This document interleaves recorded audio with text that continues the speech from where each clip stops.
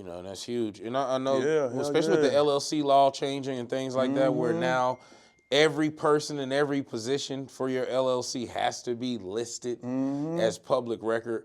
And I think for a lot of gentlemen, actually going that far into scaling the business and trying to actually have proper funding from an external source is huge.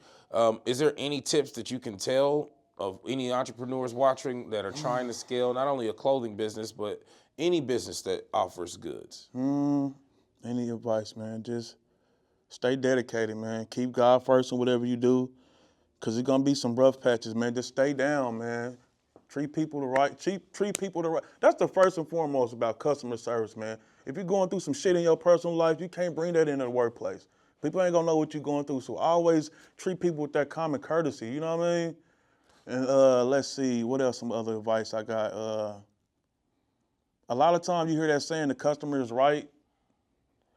In a sense, they are right, but even though when you know they wrong about some shit, you gotta still kind of just have that attitude like, yeah, you right about it, you right. I mean, whatever I can do in my power to make it better, or if you got a service you felt you got from me and it wasn't up to par, or you got some merch from me, or some shit happened to it, just always try to, you know what I mean? Let me see what's the word I'm looking for. Always try to make it right, man. Just make it right. Even though shit probably ain't your fault, but you still gotta make it right, because you gotta think, your business is you, and you stand for your business. And the way social media is right now, a motherfucker make a post about you and about your business, you got 50 other motherfuckers ain't never did business with you, jumping on that motherfucker talking bad about you. So just try to treat people the right way, man. You know, 100%. And I think you hit the nail right on the head, right? You have to treat people the right way, because I hate to be that guy, and maybe some people are going to crucify me in the comments, but black business is known for that. I think as African-American people, we are known to have the worst customer service. And I told a friend of mine that the other day, and he was pretty upset. And I think his comment was, you're reinforcing negative stereotypes. I wouldn't say we got the worst customer service in the world, because there's some other cultures that got shitty ass customer service. It's a stigma about the black community. You know what I mean? Like you said, it's what's the word you just used? Stereotype. Yeah. Yeah, so it's a stereotype, but man, everybody ain't like that, man. You got some good fucking black shop owners or entrepreneurs who treat people the right way. We just got that stigma over our head, bro. I think it's also levels, right? Right. Like, I mean, I hear what you're talking about. You're talking about scaling the business. And as you were saying that in the background, I'm like, maybe I'll mention scaling, but you mentioned it. But I think that's sometimes the problem in urban business. They don't get the opportunity to ever scale. So they are stuck within the confines of still being a base level worker and an owner in the same kind of breath. So with that being said, I know you said that you've done a lot of pop-ups. So when you did those pop-ups, what kind of was your target when you said, all right, I've got my clothing line, this is where I'm going to take? I mean, at first, when it first started, you know, we target our community, people amongst our community, but shit, I get a lot of like cultures and races who gravitate to Deep Rooted. So I'll be taking my show and on the road, I mean, go to somewhere that you probably want to see Deep Rooted at. You know what I mean? That's what you gotta do, bro. You gotta really get out there. We love our culture, I love my cultures, but if you wanna grow, you gotta get outside of our culture, bro. Because there's a whole world out there of people who would love to see what you do.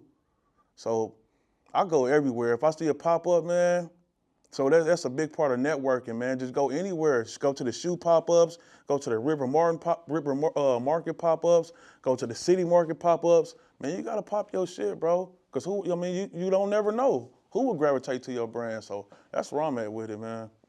No, 100%. And you know, we haven't talked about it, but one of the biggest collabs that I saw you did was with some local high schools, right? You know, actually getting back with those kids. How was that experience of actually, you know, because that's more than just networking, right? That's actually working with the system. The system. So a friend of mine, damn, she gonna kill me, I forgot her name, but she really opened up the gate to that, you know what I mean? She taught me how to get my vendor's license for a KCPS, and then after that, man, I did like a drop for Lincoln. I did some jackets for Lincoln Prep, and then once I did the jackets and they loved the jackets, it kind of snowballed from there. Because, you know, all these schools is tied into each other. So if one school see it, they're going to want it, and then so on and so forth. So that's how that happened with me, like, collabing with the schools.